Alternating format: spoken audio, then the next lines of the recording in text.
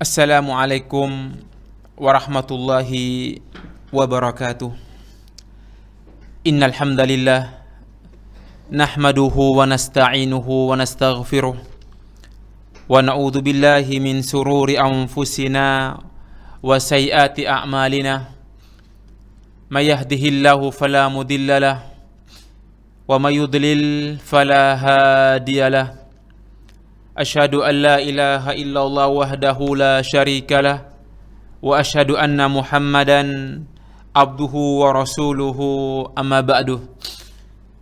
Jamaah kaum muslimin, pemirsa Al-Furqan TV dimanapun Anda berada, alhamdulillah senantiasa kita bersyukur kepada Allah Rabbuna Jalla Jalalu atas semua limpahan rahmat, taufik kepada kita semuanya, sehingga pada siang hari ini, di hari yang penuh berkah, kita bisa bersama-sama melanjutkan untuk mempelajari kehidupan orang-orang soleh dari kalangan para nabi dan juga para rasul Allah Subhanahu wa ta'ala.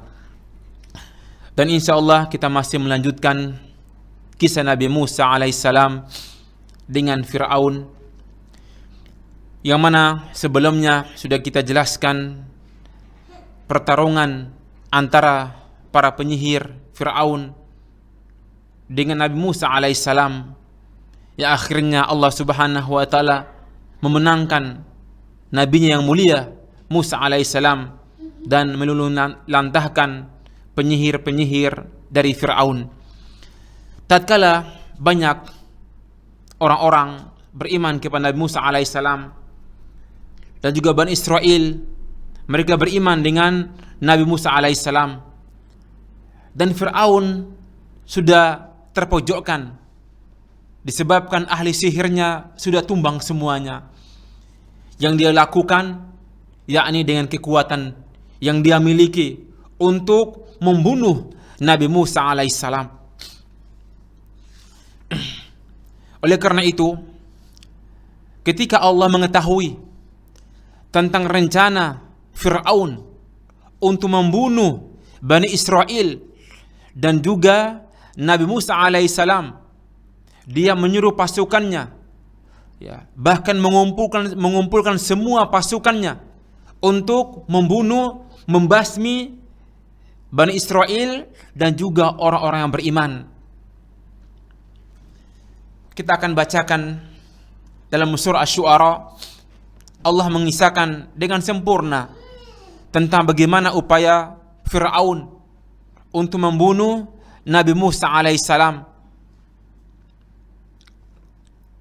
Allah berfirman, wa auhayna ila Musa an asri bi'ibadi innakum muttaba'un.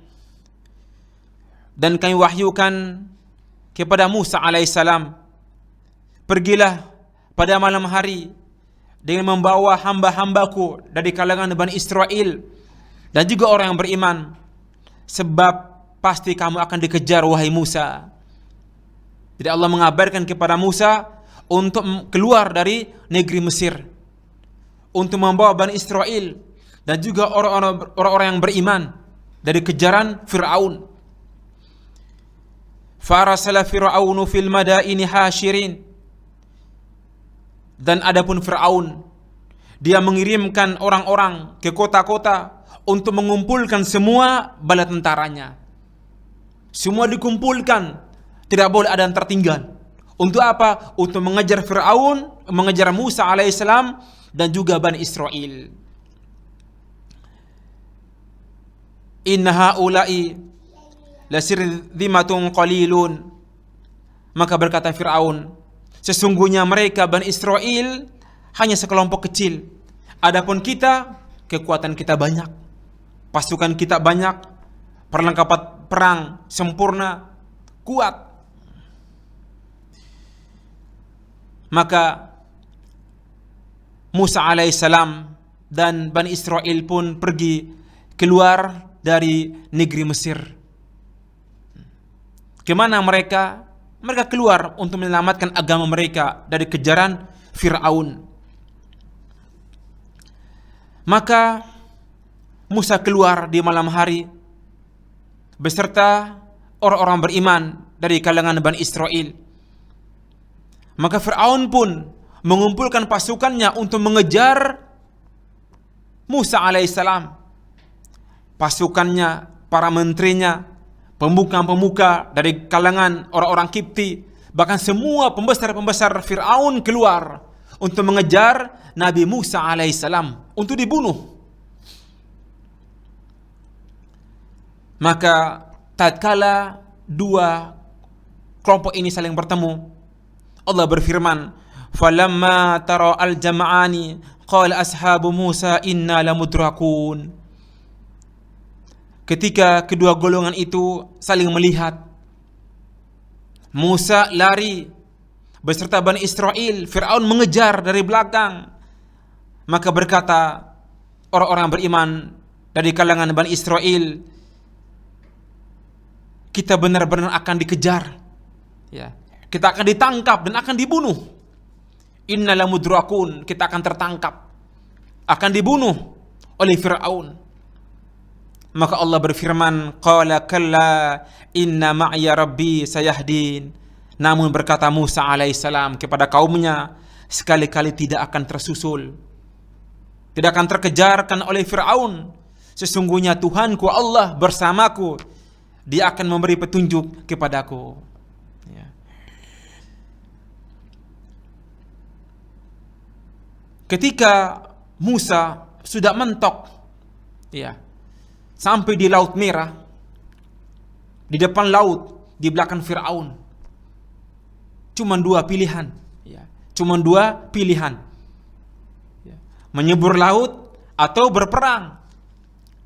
Tapi Allah Subhanahu wa Ta'ala Maha berkuasa untuk membelanya Rasulnya yang mulia Nabi Musa alaihissalam. Ketika sudah dekat pasukan Fir'aun, ya, maka Allah berfirman kepada Musa alaihissalam, fa'uhayna ila Musa an idrib bi'asakal bahar fanfalaqa fakana kulli firqin qattawdil azim. Allah berfirman, kami wahyukan kepada Musa, wahai Musa, pukullah laut dengan tongkatmu itu, maka terbelah laut dan setiap belahan seperti gunung yang besar. Ya subhanallah, tongkat Allah jadikan mukjizat Nabi Musa alaihissalam. Ketika dipukul ke laut, terbelah seperti gunung yang besar, yang tinggi, yang luas, dan juga menjadi kering laut tersebut, kering. Akhirnya wazlafna thummal akharin, dan di sanalah kami dekatkan golongan yang lain, yakni Fir'aun dan juga bala tentaranya. Fa anjayna Musa wa man ma'ahu ajma'in, lalu kami selamatkan Musa dan orang-orang bersamanya dari kalangan Bani Israel. Thumma aghraqna al-akharin, lalu kami tenggelamkan golongan yang lain, yakni pasukan Fir'aun. Inna fi dzalika laayah wa ma kan aktsaruhum mu'minin. Dan itu di antara tanda kekuasaan Allah Subhanahu wa Ta'ala, tetapi kebanyakan manusia tidak beriman. Jemaah kaum muslimin, para pemirsa dimanapun Anda berada, ini di antara keagungan, kemuliaan Nabi Musa alaihissalam yang dikisahkan dengan sempurna oleh Allah dalam Al-Quran. Dan memang jemaah kaum muslimin, kisah yang paling banyak ya Allah sebut dalam Al-Quran, kisah Nabi Musa alaihissalam. Maka Fir'aun pun ikut mengejar. Ketika Fir'aun, ya, di depan sungai, di depan Laut Merah, dia melihat, ya, dia meyakini dia ini Tuhan, ya, pasti bisa melewati Laut Merah tersebut. Dan dia melihat laut terbelah.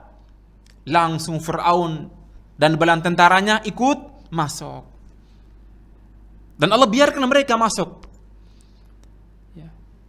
Dan ketika semua pasukan Fir'aun, para menterinya, pembesar-pembesarnya masuk di sungai, di Laut Merah, ketika pertengahan dan Musa alaihissalam dan Bani Israel sampai di ujung yakni Laut Merah, tiba-tiba Allah tutup kembali laut tersebut sehingga Fir'aun dan bala tentaranya meninggal semuanya.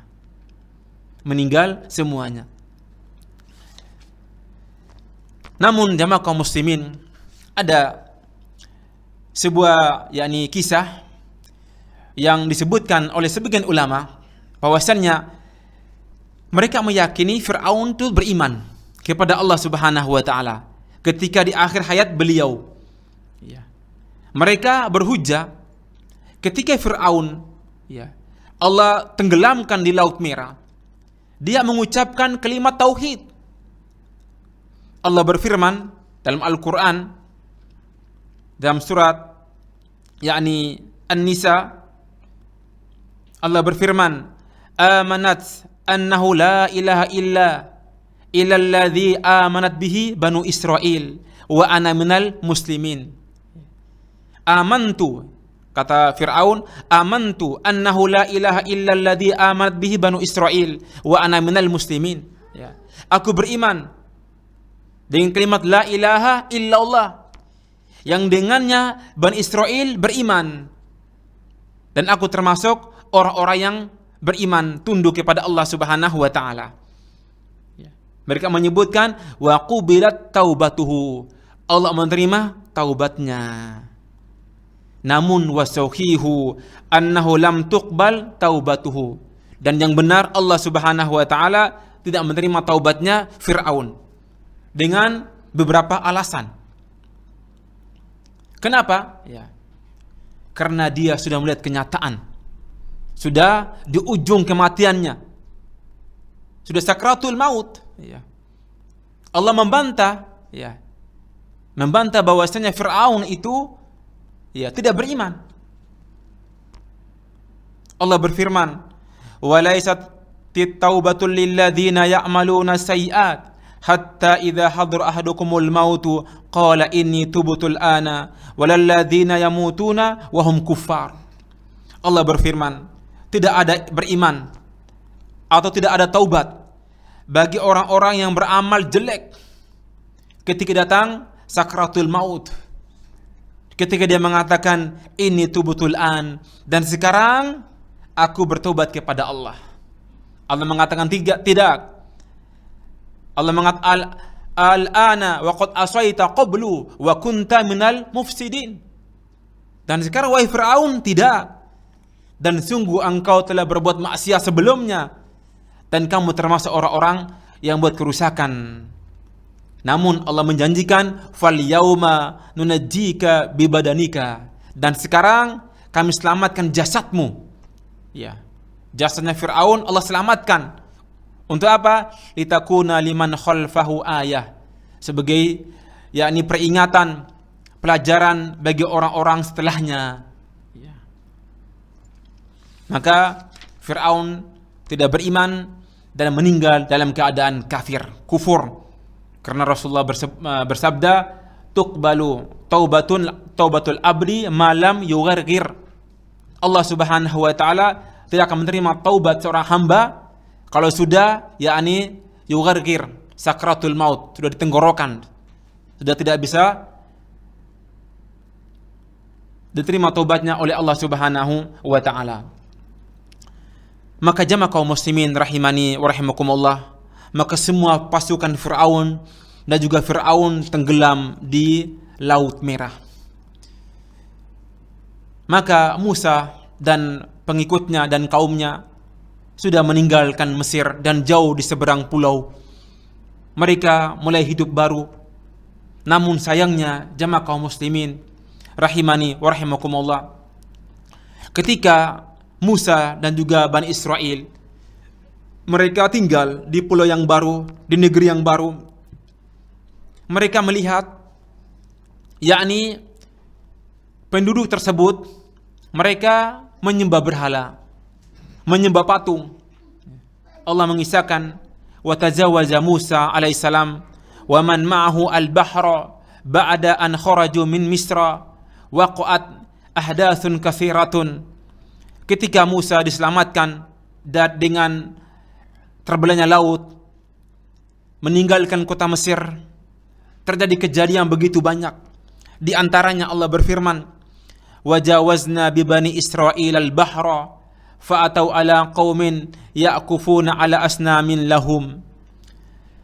Ketika kami, kata Allah, menyelamatkan Musa, yakni Bani Israel, dengan terbelahnya laut, mereka mendatangi sebuah kaum yang mereka menyembah berhala.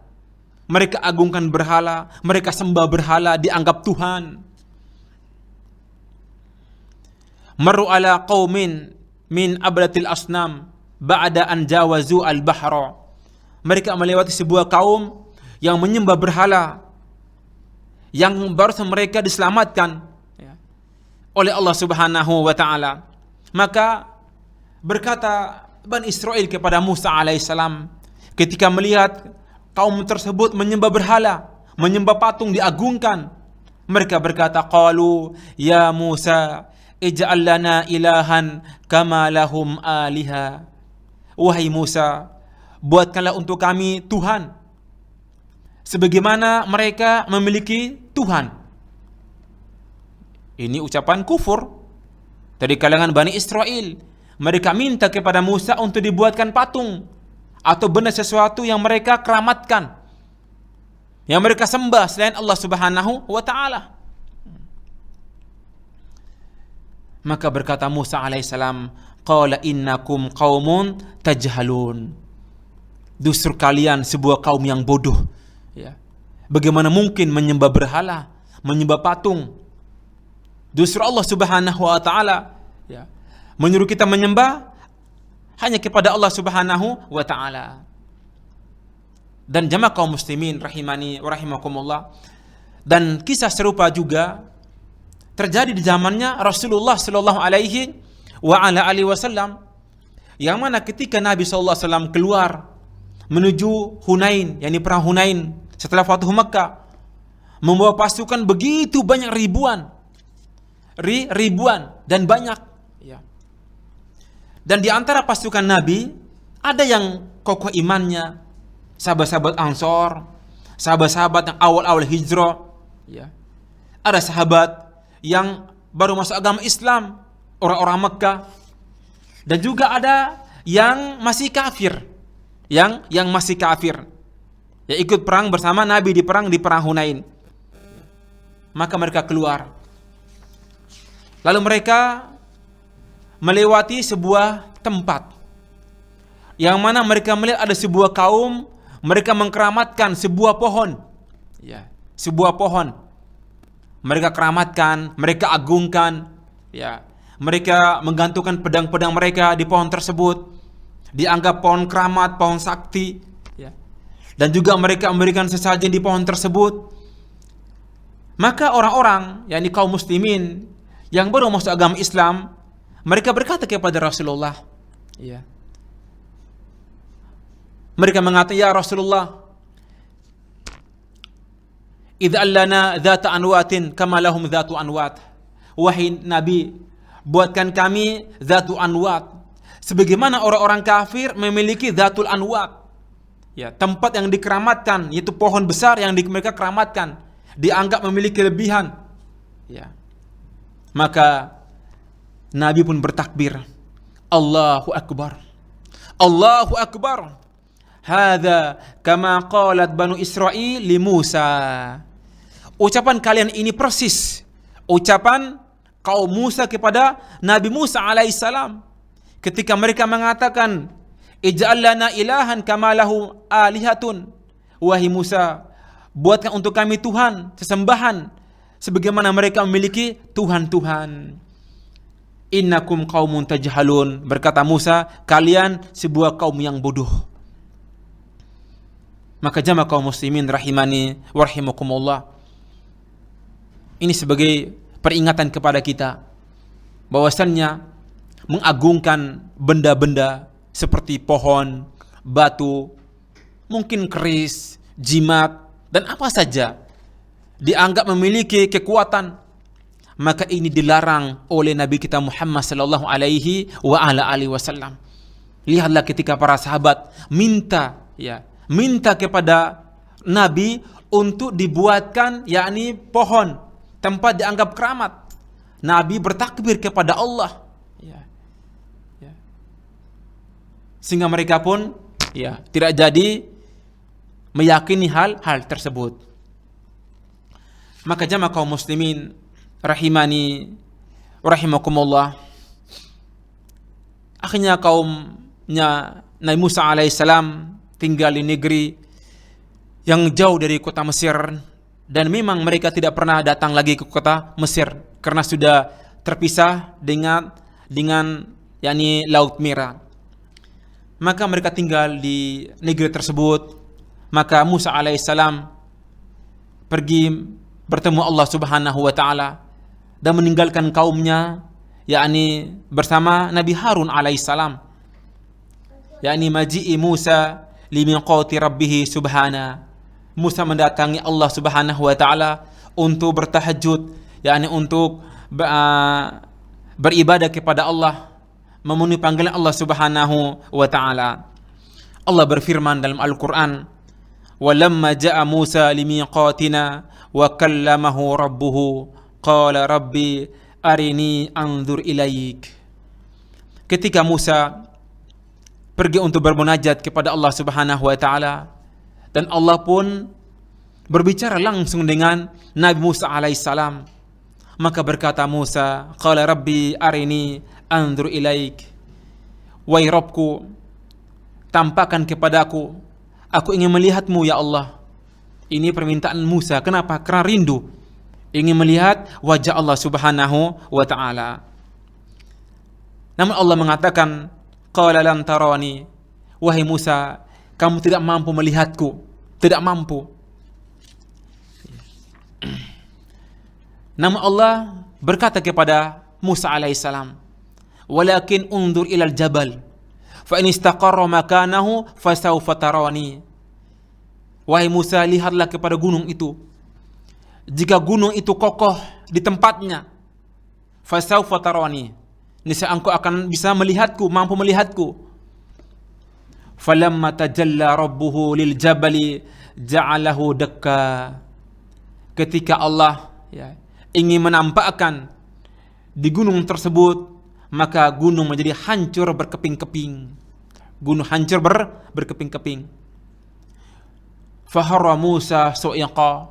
Musa pun jatuh dan pingsan, tidak mampu melihat Allah Subhanahu wa taala.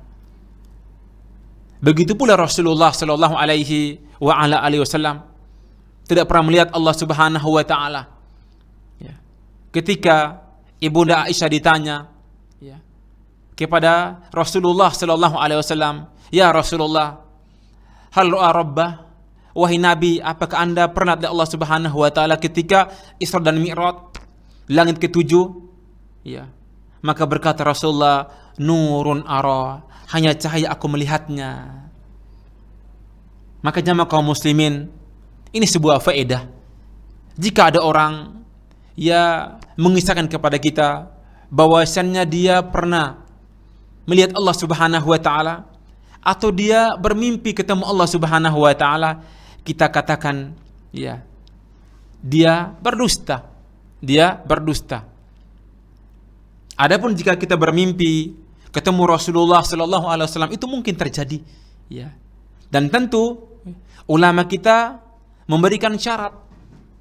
Jadi barang siapa yang mengisahkan bermimpi ketemu Rasulullah, maka dia harus pertama memahami tentang ciri-cirinya Rasulullah sallallahu alaihi wasallam, tentang fisik Rasulullah, bagaimana postur tubuh Rasulullah, wajah Rasulullah, rambut Rasulullah, sehingga dia betul-betul dalam mimpinya ketemu Rasulullah sallallahu alaihi wasallam.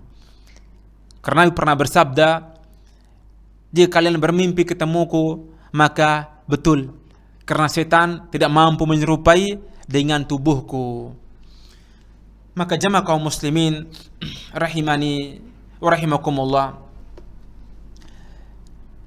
ketika Musa alaihissalam hendak pergi ke Bukit Turisina untuk menerima wahyu Allah Subhanahu wa taala, maka dia pun berpesan kepada saudaranya, yakni Harun alaihissalam, untuk yakni menjaga Bani Israel agar mereka tetap di atas ketaatan kepada Allah.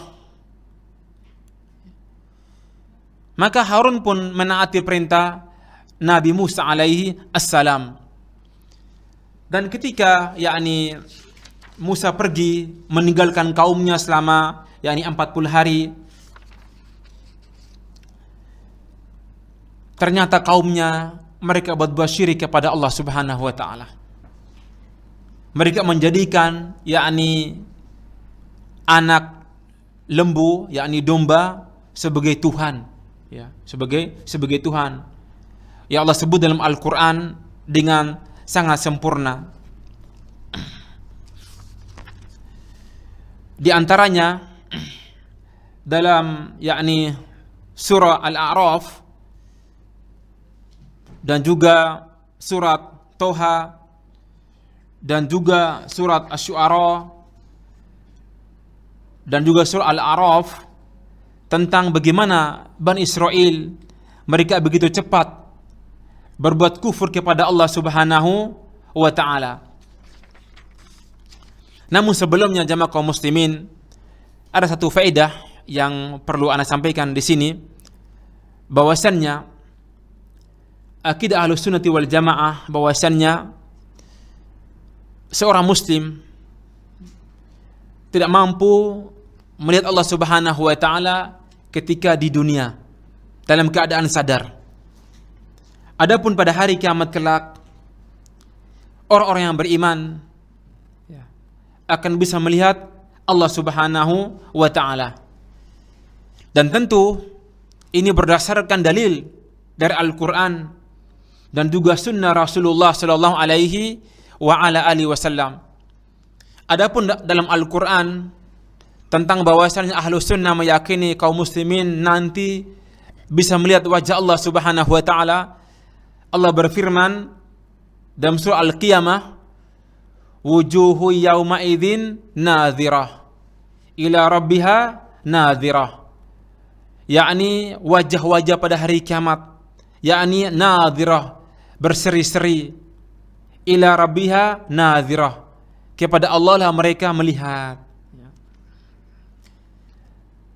Dan juga ayat yang kedua, ketika Allah mensifati orang-orang kafir pada hari kiamat kelak, kalla innahum ar-rabbihim yawma idzil lamahjubun, sekali-kali tidak, sesungguhnya mereka pada hari kiamat tidak akan bisa melihat Allah Subhanahu wa taala, ada hijab, ada penghalang. Dan mafhumnya, ya, jika orang-orang kafir yang kufur kepada Allah, ya, tidak mampu dan tidak bisa melihat Allah Subhanahu wa taala, maka orang yang beriman pasti mampu melihat Allah Subhanahu wa taala. Dan juga Allah berfirman, lilladzina ahsanul husna wa ziyadah. Sesungguhnya orang-orang beriman Allah berikan kebaikan al-husna dan juga wa ziyadah, tambahan. Wal husna kata ulama tafsir al-jannah, yakni surga. Ya. Adapun az-ziyadah, dan disebutkan oleh Rasulullah sallallahu alaihi wasallam, az-ziyadatu an-nadharu ila wajhillahi tabaraka wa ta'ala. Adapun ziyadah, tambahan, yakni mereka melihat wajah Allah Subhanahu wa ta'ala. Dan juga sabda Rasulullah sallallahu alaihi wa ala alihi wasallam, innakum satarawna rabbakum kama tarawlan qamar lailatul badri la tudamuna fi ru'yatihi. Sesungguhnya kalian, wahai para sahabatku, wahai umatku, akan melihat Rabb kalian pada hari kiamat kelak seperti melihat bulan purnama. La tudamuna fi ru'yatihi, dan kalian pun tidak berdesak-desakan ketika melihat wajah Allah Subhanahu wa taala. Ini hadis sahih diriwayatkan Imam Al-Bukhari dan juga Imam Muslim, bahwasanya kaum muslimin, dan kita berdoa kepada Allah Subhanahu wa taala agar bisa melihat wajah Allah Subhanahu wa taala. Ini sebuah harapan dan juga keinginan kita semuanya untuk berkumpul dengan Rasulullah sallallahu alaihi wasallam dan juga bisa melihat wajah Allah Subhanahu wa taala. Jamaah kaum muslimin rahimani wa rahimakumullah. Dan masih panjang kisah Nabi Musa alaihissalam ketika berdakwah ya, di negeri Palestina, dan bagaimana ketika Allah Subhanahu wa taala menyuruh Musa alaihissalam membawa Bani Israel untuk mendatangi negeri Palestina, dan bagaimana kehidupan Nabi Musa ya ketika mendatangi seorang soleh yakni Khidir untuk mengambil ilmu, dan juga bagaimana kisah meninggalnya Nabi Musa alaihissalam, dan juga kisah Qarun yang tinggal di zaman Nabi Musa alaihissalam, dan insya Allah akan kita sampaikan, kita jelaskan di pekan selanjutnya biiznillahi azza wa jal. Mungkin ini sedikit yang bisa ana sampaikan pada siang hari ini. Semoga sedikit ini menambah yakni pengetahuan kita dan juga keyakinan kita tentang kebenaran kisah-kisah dalam Al-Quran, dan juga sebagai pelajaran ibrah bagi kita semua orang yang ingin menentang, memusuhi dakwah para nabi, dakwanya para rasul, menentang agama, cepat atau lambat dia akan dibinasakan oleh Allah Subhanahu wa taala. Kalau tidak di dunia, maka pada hari kiamat kelak dia akan mendapatkan siksaan yang pedih. Dan juga Allah Subhanahu wa taala yakni menyelamatkan jasadnya Fir'aun sebagai ibrah pelajaran bagi orang-orang setelahnya. Bagaimana nasib jika dia membangkang, bahkan mengaku sebagai Tuhan. Lihat nenek moyang mereka Fir'aun. Allah jadikan jasadnya, Allah abadikan ya sampai hari kiamat kelak. Dan juga Allah menampakkan neraka di kuburnya Fir'aun dan juga keluarganya ya. Sampai kapan? Sampai hari kiamat kelak. Ini menunjukkan bahwasannya Tuhan yang berhak disembah hanya Allah Subhanahu wa taala. Adapun makhluk, jika dia mengaku dan mendakwakan umat manusia untuk beribadah kepadanya, maka dia termasuk taghut. Ya, termasuk taghut. Fa subhanakallahumma wa bihamdik asyhadu alla ilaha illa anta astaghfiruka wa atubu ilaih. Wassalamu alaikum warahmatullahi wabarakatuh.